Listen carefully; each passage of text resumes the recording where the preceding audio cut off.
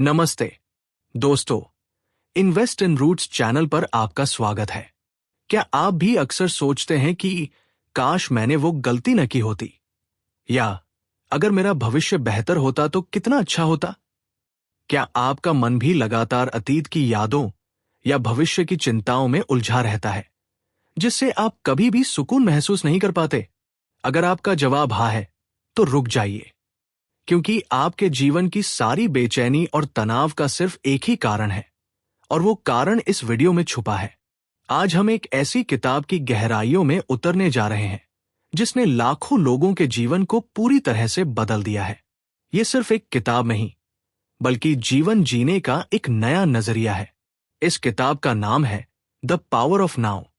लेखक एखार्ट टोले हमें ये बताते हैं कि हमारे जीवन की सारी समस्याएं, सारा दुख और सारी बेचैनी सिर्फ एक ही वजह से है, और वो है अभी के क्षण में मौजूद ना होना। हम या तो अतीत की यादों में खोए रहते हैं, या फिर भविष्य की चिंताओं में उलझे रहते हैं। हम कभी भी इस वर्तमान क्षण की शक्ति को पहचानते ही नहीं हैं। तो चलिए, एक आध्यात्मिक गुरु की तरह मैं आपको इस किताब के हर एक अध्याय की गहराई को समझाता हूं। अपनी आंखें बंद करके एक गहरी सांस लें और मेरे साथ इस अद्भुत यात्रा पर चलें। क्या आप भी अक्सर सोचते हैं कि काश मैं अतीत में कुछ और कर लेता, या भविष्य में क्या होगा? अगर हां, तो ये वीडियो आपके लिए है, क्योंकि आज हम सीखेंगे कि कैसे सिर्फ अभी में जीकर हम अपने जीवन को पूरी तरह से शांत, आनंदमय और सफल बना सकते हैं। तो चलिए शुरू करते हैं। लेकिन उससे पहले, अगर आप ऐसे ही ज्ञानवर्धक वीडियो और देखना चाहते हैं, तो हमारे चैनल को सब्सक्राइब जरूर कर। अगर आप दिमाग को शांत करने का तरीका ढूंढ रहे हैं, तो ये अध्याय आपके लिए है। यहां हम एक ऐसा गहरा सबक सीखते हैं जो आपकी जिंदगी को हमेशा के लिए बदल सकता है। Chapter 1, you are not your mind. क्या आपने कभी सोचा है कि आपका मन एक अनियंत्रित मशीन की तरह क्यों चलता रहता है? ये हर वक्त कुछ न कुछ सोचता रहता है। अतीत की यादें, भविष्य की चिंताएं, दूसरों के बारे में राय, और न जाने क्या क्या। एखार्ट टोले हमें बताते हैं कि हमारी सबसे बड़ी गलती यही है कि हम इस शोरशराबे को ही मैं मान लेते हैं। हम सोचते हैं, मैं उदास हूं, मैं गुस्सा हूं, या मैं सफल हूं। लेकिन हकीकत यह है कि ये सिर्फ हमारे मन के बनाए हुए भ्रम हैं, जो लगातार बदलते रहते हैं। एखार्ट टोले हमें इस जाल से बाहर निकलने का एक शक्तिशाली तरीका सिखाते हैं। दर्शक बन जाओ, बी द ऑब्जर्वर। इसका मतलब है कि आप अपने विचारों को सिर्फ दूर से देखें, जैसे आप किसी टीवी शो को देख रहे हों। जब आपके मन में कोई नकारात्मक विचार आए, तो उसे पकड़ने या लड़ने की बजाय बस देखें कि वह कैसे आता है और कैसे चला जाता है। उदाहरण के लिए, जब आप ट्रैफिक में फंसे हों और गुस्सा महसूस करें, तो ये न सोचें, मैं गुस्से में हूं। इसके बजाय सिर्फ इतना कहें, मेरे अंदर गुस्से की भावना उठ रही है। यह छोटा सा बदलाव आपको मन की कैद से मुक्त कर देगा। जब आप इस तरह से अपने विचारों को देखना शुरू करते हैं, तो आप पाते हैं कि आप अपने मन से कहीं ज्यादा बड़े, गहरे और शांत हैं। आप उस कॉन्शियसनेस का हिस्सा है जो इन सभी विचारों को देखती है। यही आपकी असली पहचान है। इस अध्याय से हमने सीखा कि मन की बेचैनी शांत करने के लिए हमें उससे लड़ना नहीं है, बल्कि उसके साथ अपनी पहचान को खत्म करना है। हमें अपने विचारों को बस देखना है, जैसे आसमान में बादल आते जाते हैं। यह अभ्यास हमें भीतर की शांति और गहरी स्थिरता का अनुभव देता है। यह किसी सेल्फ हेल्प बुक्स इन हिंदी में मिलने वाली सबसे महत्वपूर्ण सीखों में से एक है। यही वो पहला कदम है जो आपको फाइनेंशियल फ्रीडम और सेल्फ इंप्रूवमेंट की राह पर ले जाता है। क्योंकि जब आपका मन शांत होता है, तभी आप सही फैसले ले पाते हैं। Chapter 2, consciousness, the way out of pain. टोले हमें इस अध्याय में हमारे जीवन के सबसे बड़े दुश्मन से मिलवाते हैं, हमारा शरीर दर्द। ये कोई काल्पनिक चीज नहीं है, बल्कि ये हमारे भीतर छिपा हुआ एक ऊर्जा का बादल है जो बचपन से लेकर आज तक के सभी दुखों, चोटों और नकारात्मक भावनाओं को अपने अंदर समेटे हुए है। क्या आपने कभी महसूस किया है कि बिना किसी कारण के आप अचानक से उदास या गुस्से में आ जाते हैं? या फिर कोई छोटी सी बात आपको बहुत बुरी लग जाती है? यह आपके मन का दर्द शरीर, जो खुद को जीवित रखने के लिए अतीत के दुखों को फिर से महसूस कराना चाहता है। जैसे एक भूखा जानवर खाने की तलाश करता है, वैसे ही ये दर्द शरीर भी नकारात्मक भावनाओं को महसूस करने के लिए बेचैन रहता है। एखार्ट टोले हमें बताते हैं कि इस दर्द शरीर के चंगुल से निकलने का सिर्फ एक ही शक्तिशाली तरीका है, कॉन्शसनेस। ये चेतना हमारे भीतर की वह रोशनी है जो अंधेरे को खत्म कर सकती है। जब हम वर्तमान क्षण में पूरी तरह से जागरूक होते हैं, तो ये दर्द शरीर काम नहीं कर पाता। तो अगली बार जब आपको दुख या गुस्सा महसूस हो, तो उसे दबाएं नहीं, उसे स्वीकार करें, उसे महसूस करें। अपने भीतर के उस दर्द को देखें कि वो कहां से उठ रहा है और कैसा महसूस हो रहा है। उसे बिना किसी जजमेंट के स्वीकार करें और देखें कि वह कैसे आपके भीतर से उठता है। जैसे ही आप अपनी चेतना की रोशनी उस पर डालते हैं, ये दर्द शरीर अपनी शक्ति खो देता है। ये वैसे ही है जैसे अंधेरे कमरे में रोशनी जलाते ही अंधेरा गायब हो जाता है। इस अध्याय से हमें पता चलता है कि दर्द से भागना या उसे दबाना उस दर्द शरीर को और मजबूत बनाता है। असली मुक्ति दर्द को स्वीकार करने, उसे महसूस करने और उस पर अपनी चेतना की रोशनी डालने से मिलती है। दर्द हमें कमजोर नहीं करता, बल्कि हमें और गहरा और जागरूक बनाकर भीतर की शांति की ओर ले जाता है। यही असली सेल्फ इंप्रूवमेंट है। Chapter 3, moving deeply into the now. Eckhart हमें इस तीसरे अध्याय में अभी के क्षण में गहराई से उतरने के कुछ बेहद आसान और व्यावहारिक तरीके बताते हैं। वो कहते हैं कि हमारी सारी शक्ति और शांति सिर्फ वर्तमान पल, नाउ, में ही छिपी है। हम अक्सर इसे नजरअंदाज कर देते हैं, क्योंकि हमारा मन हमें लगातार अतीत की यादों या भविष्य की योजनाओं में उलझाए रखता है। इस अध्याय की सबसे बड़ी सीख है कि हमें हर छोटे से छोटे काम को एक ध्यान, मेडिटेशन की तरह करना चाहिए। जैसे जब आप सुबह उठकर ब्रश कर रहे हो, तो सिर्फ ब्रश करने पर ध्यान दें। पेस्ट के स्वाद को महसूस करें, अपने हाथ की गति को महसूस करें। जब आप चाय पी रहे हो, तो कप को पकड़ने की गर्मी और चाय की सुगंध को महसूस करें। लेखक इसे माइंडफुलनेस कहते हैं।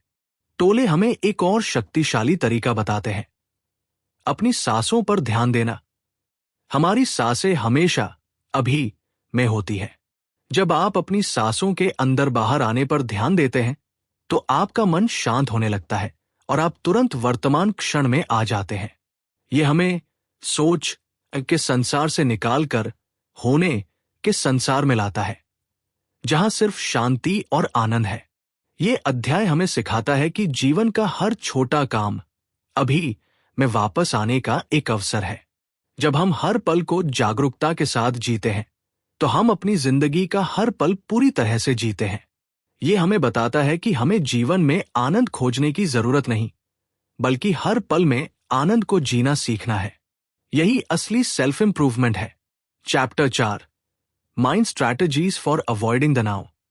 टोले हमें इस चौथे अध्याय में हमारे मन की सबसे बड़ी चालों से मिलवाते हैं।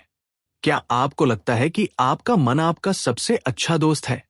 वह कहते हैं, नहीं। असल में मन एक ऐसा शातिर रणनीतिकार है जो हमें वर्तमान पल से दूर रखने के लिए हर संभव कोशिश करता है। मन हमें अक्सर कहता है, अगर मैं ये काम पूरा कर लूं, तब मैं खुश होऊंगा, या जब मुझे ये मिल जाएगा, तब मुझे शांति मिलेगी। लेकिन ये एक बहुत बड़ा झूठ है।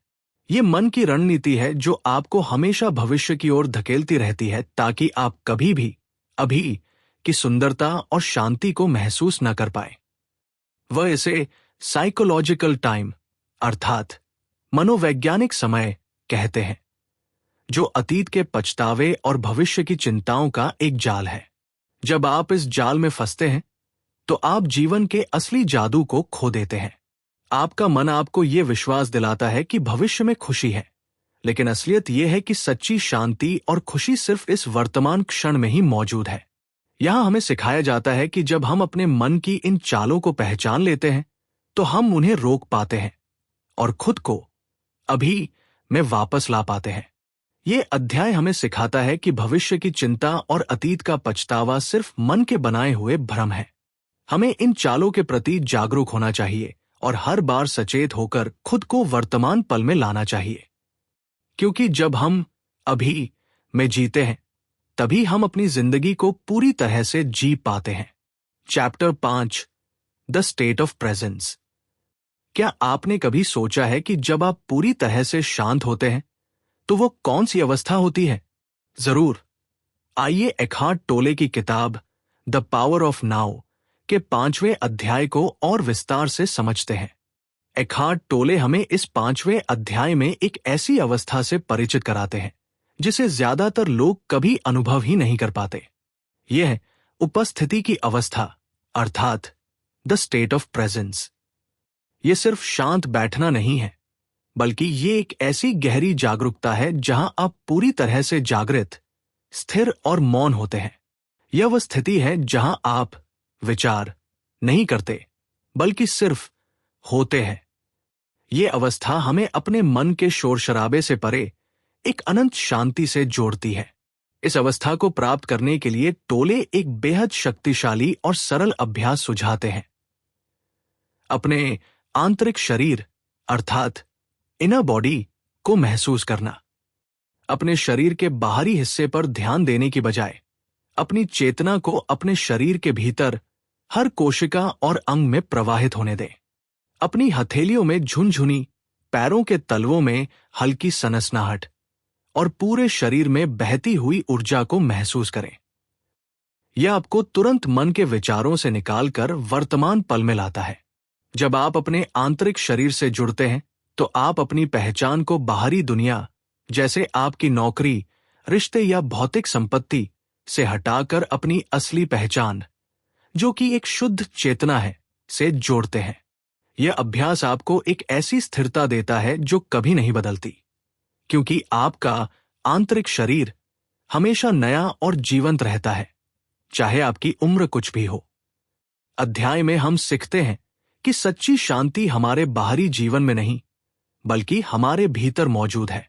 अपने आंतरिक शरीर को महसूस करके हम अपने मन की बड़बड़ाहट से ऊपर उठ जाते हैं और एक गहरी, स्थायी शांति का अनुभव करते हैं। यह हमें बताता है कि हमें बाहरी दुनिया में खुशी खोजने की जरूरत नहीं है, क्योंकि हमारी असली पहचान और खुशी हमारे भीतर ही मौजूद है। Chapter 6, the inner body. यहां वो हमें हमारे शरीर की एक छिपी हुई पर बेहद शक्तिशाली परत से मिलाते हैं। हमारा आंतरिक शरीर अर्थात द इनर बॉडी, ये सिर्फ हड्डियां, मांस और रक्त का बना हुआ बाहरी शरीर नहीं है, बल्कि ये हमारे शरीर के अंदर मौजूद एक जीवंत ऊर्जा क्षेत्र है। हमारा बाहरी शरीर तो समय के साथ बदलता है, बूढ़ा होता है और अंततः समाप्त हो जाता है, लेकिन हमारा ये आंतरिक शरीर हमेशा ऊर्जावान, नया और शाश्वत रहता है। टोले हमें इस आंतरिक शरीर पर ध्यान केंद्रित करने की तकनीक सिखाते हैं। जब हम अपनी चेतना को अपने भीतर के इस ऊर्जा क्षेत्र में लाते हैं, जैसे कि अपने हाथों की हथेलियों या पैरों के तलवों में हल्की झुनझुनी को महसूस करना, तो हम खुद को अपने बाहरी रूप और उम्र से जुड़ी पहचान से अलग कर पाते हैं। यह अभ्यास हमें एक ऐसी गहरी स्थिरता का एहसास कराता है जो बाहरी दुनिया के उतार चढ़ाव से अप्रभावित रहती है। यह अभ्यास हमें सीधे होने के वास्तविक सार से जोड़ता है। जब हम अपने आंतरिक शरीर से जुड़ते हैं तो मन का शोर अपने आप शांत हो जाता है और हम अपनी असली पहचान, जो विचारों और भावनाओं से परे है, को महसूस कर पाते हैं। हम सिर्फ एक भौतिक शरीर नहीं हैं, हमारे भीतर एक अनंत ऊर्जा का प्रवाह है। अपने आंतरिक शरीर से जुड़कर हम अपने मन की दुनिया से बाहर निकल सकते हैं और एक ऐसी स्थायी शांति पा सकते हैं जो हमारे जीवन की सबसे बड़ी पूंजी है। ये हमें ये समझने में मदद करता है कि हमारा अस्तित्व हमारे भौतिक रूप से कहीं ज्यादा गहरा और स्थायी है। Chapter 7, portals into the now. इस अध्याय में एकहार्ट टोले हमें बताते हैं कि हमारे पास हमेशा कुछ ऐसे गुप्त द्वार मौजूद होते हैं जिनके माध्यम से हम अपने मन के शोरशराबे से निकलकर सीधे वर्तमान क्षण की शांति में प्रवेश कर सकते हैं। ये द्वार कहीं दूर नहीं, बल्कि हमारे भीतर ही हैं, और हमें बस उन्हें पहचानने की जरूरत है। ये 3 प्रमुख द्वार हैं। हमारी सांसें। हमारी सांसें हमेशा अभी में होती हैं। जब भी आपका मन अतीत या भविष्य में भटकने लगे, तो अपनी पूरी चेतना अपनी सांसों पर केंद्रित करें। महसूस करें कि सांस कैसे अंदर आ रही है और कैसे बाहर जा रही है। यह साधारण सा अभ्यास आपको तुरंत वर्तमान में खींच लाएगा। हमारे शरीर की आंतरिक संवेदनाएं। जैसा कि हमने पिछले अध्याय में सीखा, अपने आंतरिक शरीर को महसूस करना एक शक्तिशाली तरीका है। अपनी उंगलियों की झुनझुनी, दिल की धड़कन या पैरों के तलवों में बहती ऊर्जा को महसूस करें। यह आपको विचारों के जाल से निकालकर वास्तविक अस्तित्व से जोड़ता है। मौनता, साइलेंस, मौनता सिर्फ बाहरी शोर का न होना नहीं है, बल्कि ये हमारे भीतर की शांति की अवस्था है। जब आप अपने मन के विचारों के बीच के खाली स्थान को महसूस करने की कोशिश करते हैं, तो आप एक गहरी शांति का अनुभव करते हैं। ये मौनता आपको मन से परे एक विशाल और अनंत चेतना से जोड़ती है। इन तीनों द्वारों का इस्तेमाल करके हम खुद को मन की कैद से मुक्त कर सकते हैं और सच्ची शांति का अनुभव कर सकते हैं। यह अध्याय हमें सिखाता है कि अभी में प्रवेश करने के लिए हमें कहीं दूर जाने की जरूरत नहीं। ये द्वार हमेशा हमारे साथ हैं। हमें बस उन्हें खोलने की कला सीखनी है। अपने शरीर और सांसों के माध्यम से हम अपने मन को नियंत्रित करने की बजाय उसे शांति की ओर मोड़ सकते हैं, जिससे हमारा जीवन और भी आनंदमय बन जाता है। Chapter 8, enlightened relationships. क्या आपके रिश्ते अक्सर तनाव या झगड़ों का कारण बनते हैं? यह अध्याय आपको सिखाता है कि अपने रिश्तों को भी आध्यात्मिक विकास का माध्यम कैसे बनाया जाए। अक्सर हम रिश्तों में अपने मन के दर्द शरीर को ले आते हैं, जिससे गलतफहमियां और दुख पैदा होते हैं। लेकिन जब आप किसी भी रिश्ते में अवेयरनेस के साथ मौजूद होते हैं, तो मन की उन प्रतिक्रियाओं से बच सकते हैं जो झगड़ों की जड़ होती है। यह अध्याय बताता है कि जब आप अपने साथी को पूरी तरह से सुनते हैं, बिना ये सोचे कि आपको क्या जवाब देना है, तो आप रिश्ते में गहरा प्रेम और सम्मान लाते हैं। आपको अपने साथी को बदलने की कोशिश नहीं करनी है, बल्कि उसे उसी रूप में स्वीकार करना है जैसा वह है। ये स्वीकार्यता ही रिश्तों को प्रबुद्ध बनाती है और उन्हें एक नई दिशा देती है। रिश्तों में सच्चा प्रेम तभी खिलता है जब हम पूरी तरह से वर्तमान क्षण में उपस्थित होते हैं। जब आप अपने रिश्तों को मन की पुरानी आदतों से ऊपर उठाते हैं, तो आप उनमें एक अद्भुत शांति और आनंद पाते हैं। Chapter 9, beyond happiness and unhappiness there is peace. क्या आप भी अपनी जिंदगी में लगातार खुशी के पीछे भाग रहे हैं और दुख से बचने की कोशिश कर रहे हैं? यह अध्याय हमें बताता है कि यह एक ऐसा खेल है जिसमें हम कभी जीत नहीं सकते। वह कहते हैं कि खुशी और दुख दोनों ही मन की अस्थायी लहरें हैं। जैसे समुद्र में लहरें आती जाती रहती हैं, उसी तरह ये भावनाएं भी आती जाती रहती हैं। हमारा मन इन लहरों में फंसकर ही अपनी पूरी जिंदगी बिता देता है। लेकिन इन लहरों से परे समुद्र की तलहटी में एक गहरी, स्थायी शांति, पीस मौजूद है। ये शांति किसी बाहरी स्थिति पर निर्भर नहीं करती। ये हमारी असली पहचान है। ये वो अवस्था है जब हम वर्तमान पल में पूरी तरह से होते हैं। ये शांति खुशी से भी ज्यादा गहरी और स्थिर है, क्योंकि ये कभी नहीं बदलती। खुशी का अनुभव तो क्षणिक होता है, जैसे कोई मीठा पकवान। लेकिन शांति एक ऐसी अनुभूति है जो हमेशा हमारे भीतर मौजूद रहती है, जैसे किसी गहरे कुएं का शांत पानी। जब हम इस शांति को खोज लेते हैं, तो हम जीवन के उतार चढ़ाव से परेशान नहीं होते, बल्कि उन्हें एक शांत मन से स्वीकार करते हैं। ये अध्याय हमें सिखाता है कि जीवन का उद्देश्य सिर्फ खुश रहना नहीं है, क्योंकि खुशी एक अस्थायी अतिथि है। हमारा असली लक्ष्य उस गहरी शांति को पाना है जो खुशी और दुख दोनों से परे है और हमेशा हमारे भीतर मौजूद रहती है। ये शांति ही हमें जीवन में असली स्थिरता और संतोष देती है। Chapter 10, the meaning of surrender. यह अंतिम अध्याय हमें एक ऐसे गुण से परिचित कराता है जिसे अक्सर गलत समझा जाता है। समर्पण अर्थात सरेंडर। यह हार मानना, कमजोर पड़ना या किसी अन्याय के सामने झुकना नहीं है।